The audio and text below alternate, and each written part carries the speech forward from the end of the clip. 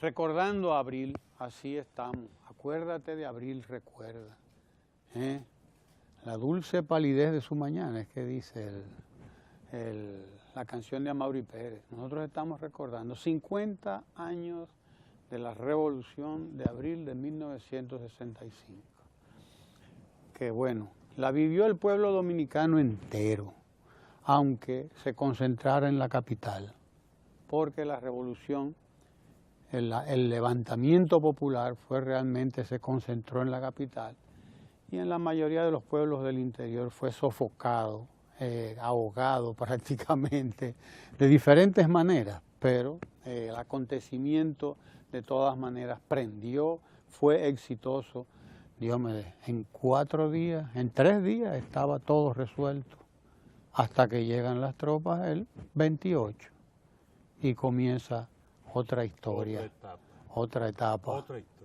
Porque la guerra entonces evoluciona y se convierte de guerra civil y militar por la reposición del gobierno de Juan Bosch y por la Constitución del 63, pasa a ser una guerra de liberación porque ya es contra un invasor que se está peleando, ¿no? Pero bien, nosotros queremos oír la versión de ustedes de esta guerra y sobre todo un poco qué decir 50 años después, qué explicarles a los jóvenes, qué explicarles al pueblo dominicano qué significó aquello y qué nos queda de todo aquello, porque nos queda, y nos queda mucho.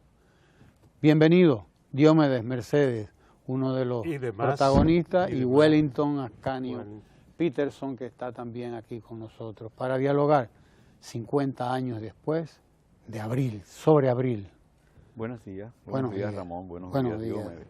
Buenos días. Buenos días, yo doctor. le doy a los compañeros Rafael Cárdenas, Sánchez Cárdenas. la palabra, yo les cedo la palabra. Bueno, ¿quieren que tú lances la primera piedra, Wellington? Bueno, yo de lanzar la primera piedra no sería a partir de aquel cuestionamiento que le hizo Jesús a las multitudes cuando querían agredir, como excluyéndose de los pecados.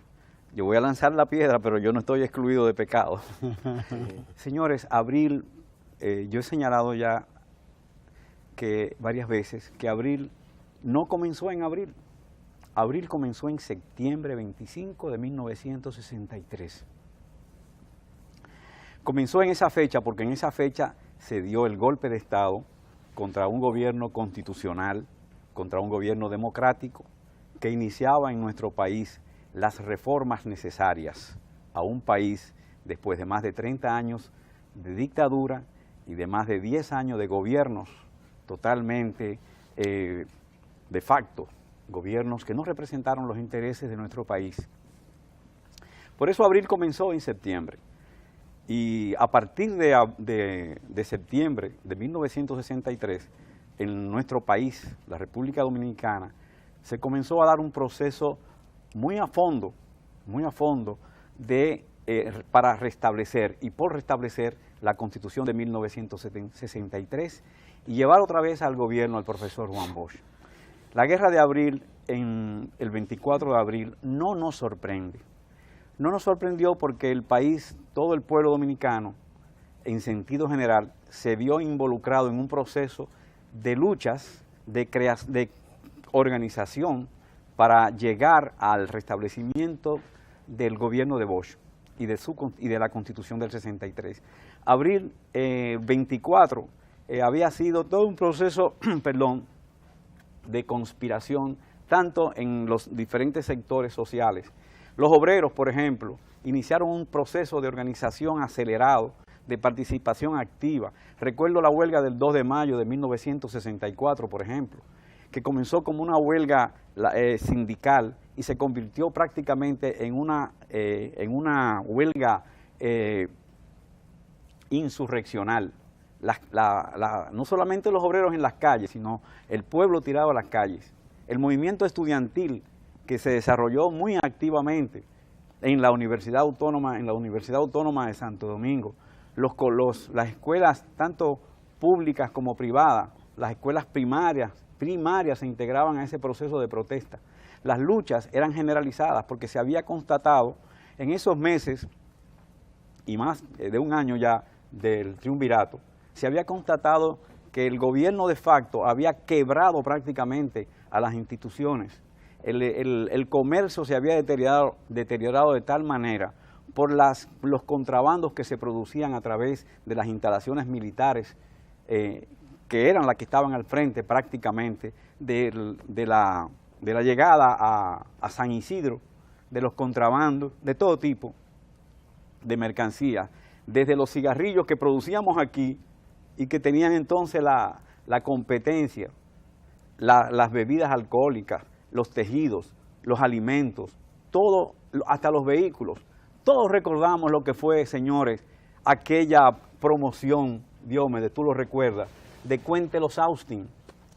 ¿Qué significaba lanzar por las vías de comunicación Cuente los Austin?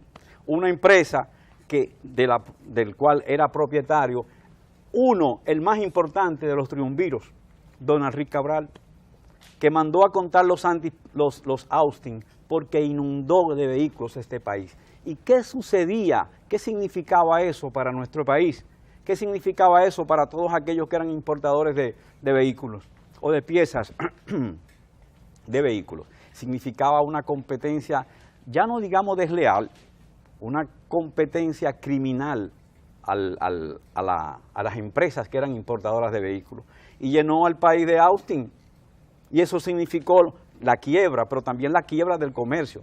Aquellas empresas y sectores que participaron activamente en lo que eran parte de aquellos poderes fácticos, que participaron activamente del golpe, estaban dando gritos, estaban llorando porque sus comercios se habían desplomado por la competencia desleal, brutal, que se estaba produciendo. Entonces todo eso fue creando condiciones, o mejor dicho, profundizando las condiciones para que se produjera el golpe revolucionario, constitucionalista. Hay que recalcar eso. No era un golpe para ir al socialismo, no era un golpe de comunistas, era un golpe para restituir al país la Constitución de 1963, que era una constitución, claro, muy avanzada, que representaba los intereses del país, porque en esa constitución se hablaba de reforma agraria, se hablaba de educación, se hablaba de la salud, se hablaba de planes concretos que tenían que ver con un país que estaba obligado a tener que dar un salto de calidad en el desarrollo del país. Entonces, eso estaba ahí en esa constitución, para esas fuerzas enemigas o sectores enemigos del país, de la nación y de la constitución. Esa constitución significaba su enemigo fundamental. Por eso se sumaron, de una manera tan activa. La iglesia jugó un rol muy negativo. Recordamos, Diomedes, ustedes son muy jóvenes, Ramón y Rafael son muy jóvenes y quizás no recuerden eso, pero Diomedes sí recuerda lo que significó aquel debate público de aquel sacerdote Láutico García. Desde entonces, antes de que el profesor Bosch llegara a la primera magistratura, aquel sacerdote cuestionando al profesor Bosch por tonterías, porque Bosch había expresado alguna palabra que él identificaba con el socialismo o con el comunismo. Fíjense la debilidad de aquellos argumentos. Eso en plena campaña. Bosch tuvo un debate público con ese señor, lo llamó a un debate, demuéstreme que yo soy comunista. Y el debate lo perdió. Todo eso logró que Bosch llegara al poder, pero una vez en el poder, esa iglesia no se detuvo en la conspiración. Siguió conspirando y comenzó a desarrollar una serie de actividades públicas, llamando a la población a sumarse, a plantear posiciones en contra del gobierno. Luego los militares comienzan a conspirar, las empresas que después gritan también conspiraron activamente. Todo eso fue llevando a nuestro país la conciencia necesaria. Se da el golpe y Bosch se ve entre la espada y la pared. En ese momento del golpe, realmente la fuerza se impone contra Juan Bosch, pero ese proceso evoluciona y llega a abril. Llega a abril, nosotros ya en abril podríamos hablar concretamente de lo que pasó. Está la figura de Rafael Fernández Domínguez, correcto, el coronel Fernández Domínguez, mano derecha, asistente en cuestiones militares del profesor Juan Bosch, al hombre que Bosch... Hay una magnífica, tu preámbulo, vamos a decir, contextualizar esta situación que se estaba dando en ese momento. Quisiera que Diomedes nos hable un poco sobre por qué los militares. Fíjense que la efervescencia política que muy bien tú describes, Wellington, quienes toman la vanguardia en ese momento son un grupo de jóvenes que tengo entendido estaban en la academia militar. Eran jóvenes en ese momento. Y asumen la dirección y se rebelan contra los jefes del ejército y la Fuerza Aérea. ¿Cómo explicar este movimiento juvenil de esos militares de entonces? Mira, yo a veces soy un poco parco en hablar de la historia en la que uno participó, no por el rol de abuelos que a veces los directores de programas nos asignan, y aún sabiendo de lo grato que son los abuelos, porque cuánto le gustan a los nietos que uno le cuente sus anécdotas, sus historias. O que los apoyen. No, yo lo digo por otra razón también, que tiene que ver más con la didáctica de la experiencia para las jóvenes generaciones que no vivieron aquello y que muchas veces se quedan en el marco de la historia. Le gusta que le cuenten las historias. Yo quiero reivindicar, además de lo que ustedes dicen como base histórica, la didáctica de lo que se aprendió, de lo que nosotros en la práctica hicimos, pero para que quedara para esta generación, yo te meto a ti, Rafaelito, dentro de ella, ¿no? Porque en verdad ya lo que pasó, pasó. Sí. Ahora lo que nos falta es cómo asumir, cómo aquilatar aquellas enseñanzas. Y entre las cosas que ustedes han dicho, hay una que yo quiero rescatar. Todo lo dicho, perfecto, nada está imperfecto. No estoy en desacuerdo, porque además es la narración de los hechos de la historia.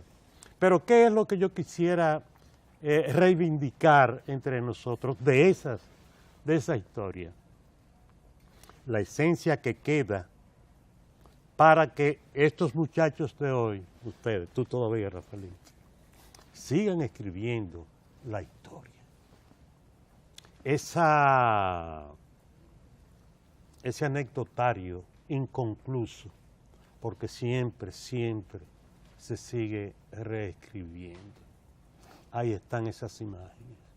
¿Cuántas de esas imágenes que estoy viendo ahora mismo en la pantalla están vivas en los nuevos muchachos que están en la calle, como andábamos nosotros el 23, con otra visión del mundo y otro papel que íbamos a llenar, y sin embargo el 24 fueron otras las escenas que como las que mañana mismo, según aparezca el amanecer de mañana, esa juventud que está en la calle va a repetir a Tomás Fernández Domínguez, va a repetir a Camaño, va a repetir a Drúbal Domingo, va a repetir esa cantidad de líderes que, sorprendidos, se crecieron en el momento de la historia y fueron la historia. Hoy cuando se ve la cara de ustedes, yo me incluyo, no se ve un pedazo de la historia, pero no se ve el otro pedazo de la historia que está en la calle, listo para escribir la que viene mañana. por eso yo quiero decir en los breves minutos que nos correspondan entre los cuatro usar, que la historia no es más que la introducción del pedazo de historia que seguirá mañana. Lo que nosotros hicimos en abril de 1965, sin que nadie nos lo pautara, sin que nadie nos diera un libreto, sin que nadie nos dijera es así o asá como tiene que hacerlo, sino únicamente con la fuerza de la energía de esa formación colectiva que tenía que sintetizarse en algún minuto, en una acción concreta, en una consigna concreta, en un hecho concreto. Así la historia de mañana está en la calle sin ninguna densidad hoy. Pero mañana, ¿quién sabe cuántas cosas más como hicimos nosotros la de ayer están por hacer todavía en manos y en la obra y en la mente de los que están vendiendo China, de los que están con un cuaderno, de los que tienen una regla T en la mano, de los que están haciendo una fórmula de química, muy lejos de los aconteceres de los hechos de la historia de República Dominicana que están ahí, como estábamos nosotros ahí. Por eso yo en este día no quiero recordar qué hice, qué hicimos, todo lo que ustedes han dicho, perfecto. Yo quiero abrazar a los que mañana harán la historia, la escribirán, a quienes retrataremos con el nuevo feeling del proceso que continúa en la fecha del día que continúa mañana. Muy bien. Podemos decir entonces que Diomedes se sienta mucho en apuntalar hacia el futuro lo que debe ser esta experiencia de abril. Lo que quiero es poner a abril como la propedéutica de la que viene mañana. Muy bien, muy bien. Ayer, 28 de abril, día que inició la intervención norteamericana, hubo un pronunciamiento, paradójicamente un 28 de abril, del embajador norteamericano, pronunciándose en contra de la reelección presidencial, un tema propio de los dominicanos, interno. Y a mí me da porque que lo haga en un 28 de abril parece una provocación. Y me luce, y quiero enlazarla con una comunicación que él envió a Hipólito Mejía durante el proceso interno de ese partido, con relación al tema de la homosexualidad y unos pronunciamientos que hiciera Hipólito allá, y que encajaban perfectamente en el conflicto, vamos a decir, la disputa interna que en esa convención se estaba dando, donde él ponía una banderilla a uno de los contendientes y que, como sabemos, arriaba, por otro lado, a otros. Y ahora se mete en un tema también que los dominicanos son, según la Constitución, quienes tienen que también determinar qué hacer. Abril es una fecha patriótica, sin lugar a dudas. Es el símbolo moderno de el concepto que tienen los dominicanos de qué es patria. Pero además es un signo democrático. Los estudiosos hablan de que se trataba ese movimiento de una auténtica revolución democrático-burguesa, como los estudiosos la llaman. Era eso Abril y no lo que decía Johnson, de que se trataba de una infiltración comunista. Bueno, definitivamente, el fondo no está en la apreciación de Lyndon B. Johnson. El fondo está precisamente en lo que significó ese proceso democrático para nuestro país. Es lo que yo brevemente en este prólogo a este encuentro señalaba. Abril comenzó en septiembre. Fue el golpe de Estado a un gobierno y a una constitución. La violación de la legalidad. Precisamente la violentación de la legalidad de nosotros, los dominicanos. porque como tú señalas, se trataba precisamente de un proceso de revolución democrática. Y yo ayer comentaba, esa revolución democrática se dio en todos los países de Europa, se dio incluso en los mismos Estados Unidos, que se extendió hasta aquel proceso, aquellas luchas internas de ellos. O sea, la revolución democrática fue nuestro derecho y sigue siendo nuestro derecho, porque nosotros estamos en ese proceso de revolución democrática precisamente. Que se produjera ayer, 28 de abril, retrospectivamente, en 1965, esa intervención militar norteamericana, fue un acto de injerencismo, fue un acto de violación de nuestra soberanía. Comenzaron con 500 hombres buscando proteger sus bienes y sus ciudadanos, 1000 y pico de ciudadanos. ¿Qué protección ni qué 8 cuartos? Se trataba de una injerencia, de una intervención por una diferencia política con nosotros y los intereses que ellos se suponían que le íbamos a perjudicar, económicos, políticos. Se trataba de un momento muy duro, muy álgido de lo que era la Guerra Fría, obviamente. Pero lo que acaba de hacer ayer el embajador de los Estados Unidos, el señor James Browser, es una nueva, insolente intervención, injerencia en nuestros asuntos internos. Nosotros no nos podemos dar el lujo de intervenir en los asuntos internos de los Estados Unidos. No por temor, señor embajador, no es por temor, lo hacemos por respeto, porque respetamos y nos respetamos, porque nosotros sabemos muy bien cuáles son nuestros derechos y nuestros deberes. Por eso no lo hacemos, pero usted no tiene el más mínimo derecho, ni ética ni moralmente, para estar metiendo sus narices políticas en los asuntos internos de nuestro país. Nos intervinieron en el 65 y han estado interviniendo permanentemente, porque usted, aunque no haga declaraciones, en muchas ocasiones vive también interviniendo. Es un injerencismo. Y si quieren que nuestros países, y particularmente nuestro país, le pueda significar, algún nivel de alianza, porque los dominicanos entendemos perfectamente lo que son y deben ser las relaciones internacionales. Respetamos a los demás, pero deben respetarnos.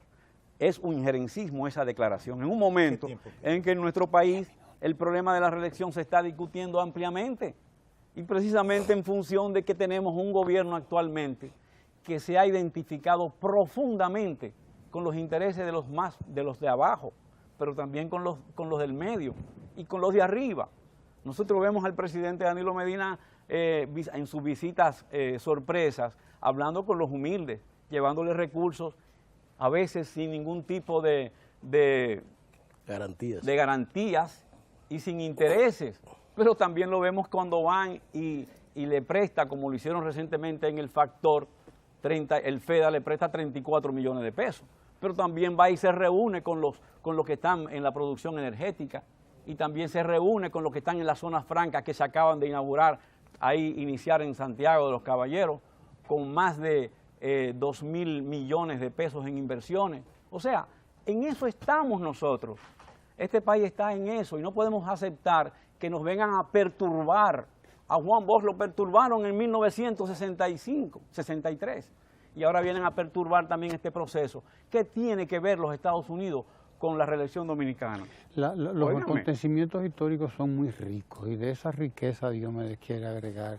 A mí me gustó mucho lo que tú decías ahorita sobre lo impredecible que son los acontecimientos, cómo asaltan a uno. Miren, eso depende mucho cómo nosotros evaluemos el momento. El país que es República Dominicana sigue siendo la colonia que se le dice República Dominicana. Y sin tomar en consideración el colonialismo que todavía República Dominicana transpira en cada uno de sus actos, condicionado por la hegemonía dentro de la que estamos, la geopolítica dentro de la que estamos, produce esos calores que a ti te dan hechos como esas declaraciones que no podemos evitar mientras sigamos siendo el país que somos en la actualidad. Tenemos que sufrir esos calores. Tenemos que... Pero tú sabes cuál es el fondo de esos calores, Diomedes.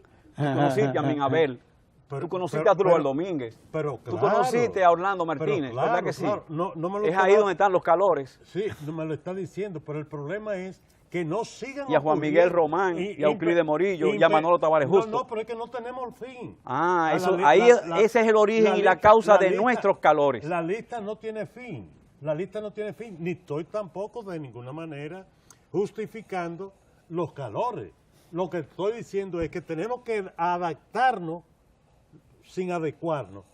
Tenemos que saber que eso está ahí y que tenemos que crear el proceso inconcluso al que yo quiero darle aliento con las experiencias que ya nosotros hemos vivido. Y mira lo que hace el embajador de los Estados Unidos ayer. Pero eso es para provocarnos, eso es para provocarnos.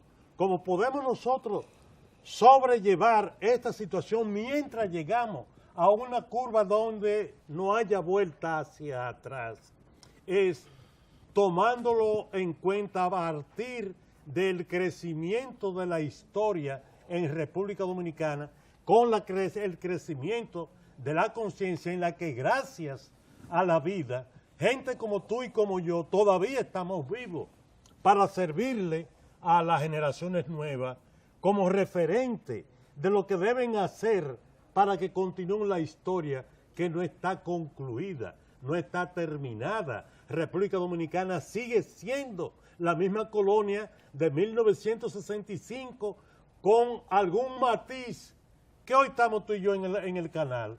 Hoy estamos tú y yo en el canal. Ese es el matiz, pero no es determinante. Tenemos que enseñarle a esos hijos nuestros que nos están viendo aquí y también a los nietos, a los que fueron tus alumnos, que están aquí mirándonos, tenemos que decirle que no hemos terminado, que esta es una lucha inconclusa, que esta es una lucha a continuar y que la única manera de hacerla realmente victoriosa es cuando esta nación que hoy se llama República Dominicana sea contemplada dentro de un contexto de países luchando por su liberación contra el colonialismo en toda América Latina, en toda la integración en la lucha contra la colonización, no solo de media isla, de la isla entera, del Caribe y América Latina en términos generales. Eso es lo que nos puede dar al proceso lo que le falta. Se nos agotó el tiempo, señores, para estos temas. Ya se no hay fue, manera. ya Sí, se ya se fue fue el tiempo y hace un Wow. señor ahí mayor que nos hace una seña, que nosotros no podemos decirle más nada porque él es el que manda aquí. Nosotros vinimos aquí a cumplir órdenes de ese señor. Pero que está dígase allí. algo, maestro, Se nos profesor. agotó el tiempo. Gracias a Diomedes Mercedes, gracias a Wellington Peterson, al doctor Rafael Sánchez Cárdenas, que ha estado aquí con nosotros, recordando abril del 65, 50 años después, y recordándonos que esto continúa, señores. Eso es lo importante. Y eso es lo importante. Eso es lo importante. de Así nuestro que, y museum. que vamos a buen ¿Verdad? paso Esto también. sigue. Vamos Esto a buen sigue. paso. No somos... Ustedes quédense ahí porque seguimos compartiendo aquí en Ojalá, donde queda todavía mucho contenido por desarrollar.